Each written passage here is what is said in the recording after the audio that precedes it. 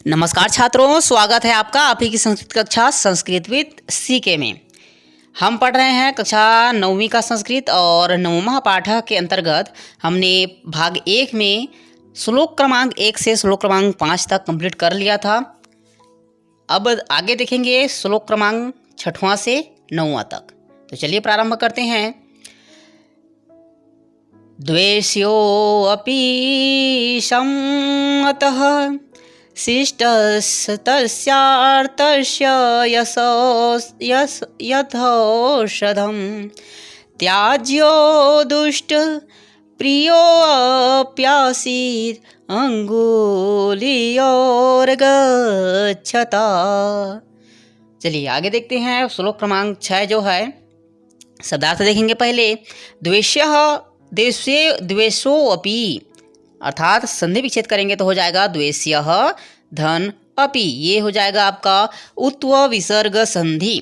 द्वेष्यः मतलब होता है शत्रु, अपि मतलब भी, सम्मतः मतलब होगा प्रिय, शिष्टस्य सज्जन व्यक्ति, आर्तस्य मतलब होता है आर्तस्य दुखी, और आर्तस्य मतलब शत्रु होता है, आर्तस्य मतलब शत्रु दुखी, यथौषधम जिस प्रकार से, औषधम औषधि, त्याज्यो त्यागने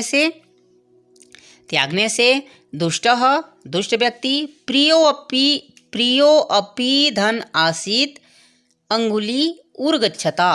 प्रियः धन अपि प्रिय होने पर भी, आसीत् था, अंगुली उंगली, उर्गच्छता मतलब होता है सांप द्वारा काटी गई। तो अनुवाद देखें, अर्थ देखेंगे। चलिए देखते हैं।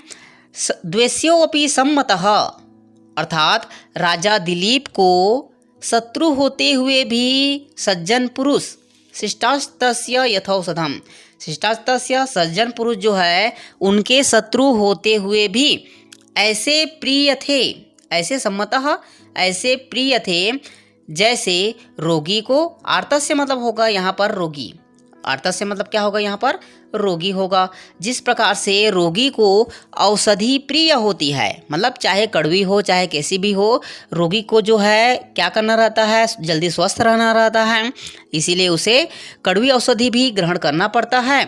उसी प्रकार से राजा दिलीप भी क्या करते थे, उनके जो शत्रु थे, जो सज्जन व्यक्ति थे, वे उनको ऐसे प्रिय थे जैसे रोगी को कड़वी औषधि प्रिय होती है।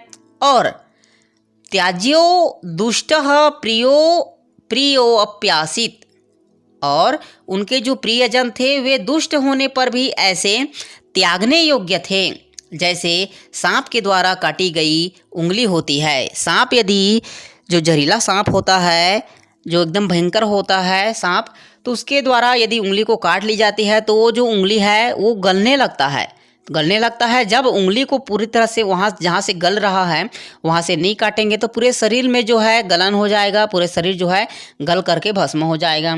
उसी प्रकार से उस जगह को, उस स्थान को काट देना चाहिए। तो राजा दिलीप को उनके जो प्रियजन थे तो दुष्ट होने पर भी उनके जो प्रियजन थे वे इस प्रकार से त्यागने योग्य थे जैसे सांप द्वारा काटी गई उंगली होती है।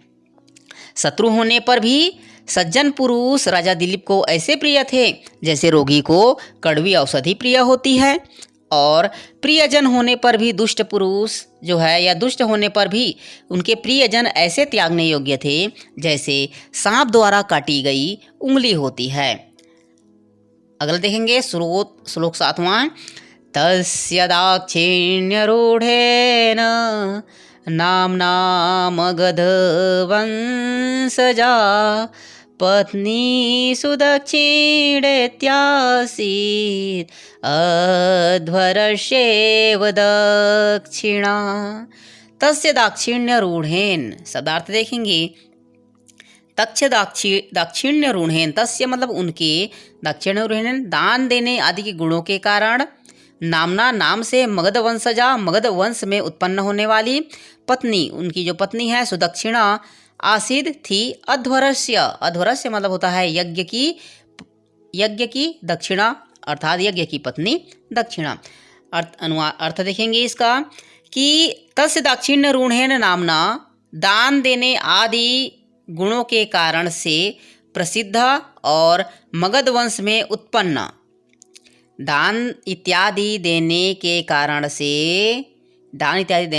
से प्रसिद्ध और दान देने आदि के गुणों के कारण से प्रसिद्ध और मगध वंश में उत्पन्न राजा दिलीप की जो पत्नी सुदक्षिणा है वह इस प्रकार से प्रसिद्ध थी जैसे अध्वरस्येव दक्षिणा, जो यज्ञ की पत्नी जो दक्षिणा है वैसे प्रसिद्ध थी।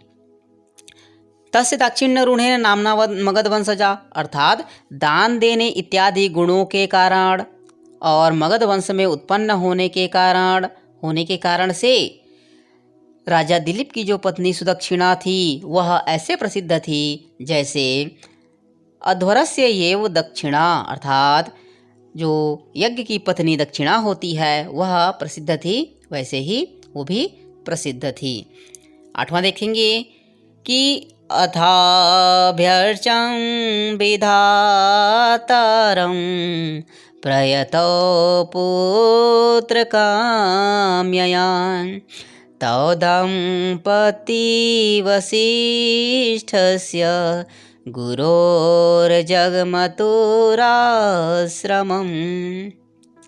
अथाभ्यर्चं विधातारं प्रयतो पुत्र काम्यया, अथाभ्यर्चं मतलब होता है विधिवत पूजा करके, विधाताराम विधाता ब्रह्मा की, प्रयतो पवित्र होकर के, पुत्र काम्यया पुत्र की कामना से, तो वे दोनों दंपत्ति पति पत्नी वशिष्ठस्य वशिष्ठ के गुरोर जगमतोर आश्रमम गुरु वशिष्ठ के आश्रम की ओर। तो यथाभ्यर्चम विधाताराम प्रयतो पुत्र काम्यया पुत्र की कामना से पवित्र